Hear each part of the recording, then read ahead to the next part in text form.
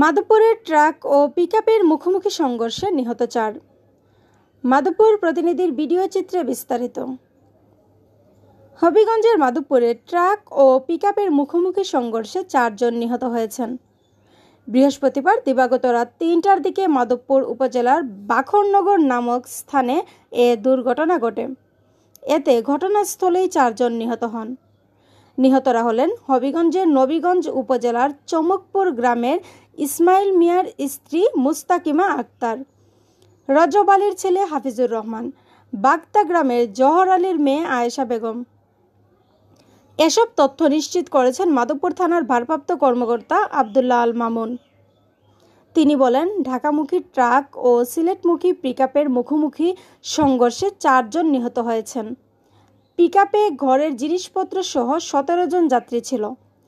আহতদের উদ্ধার করে সদর হাসপাতালে পাঠানো হয়েছে। এদের মধ্যে 5 জনের অবস্থা আশঙ্কাজনক। ট্রাক ও পিকআপ হাইওয়ে পুলিশের হেফাজতে রাখা হয়েছে বলে জানান তিনি। যান চলাচল স্বাভাবিক রয়েছে।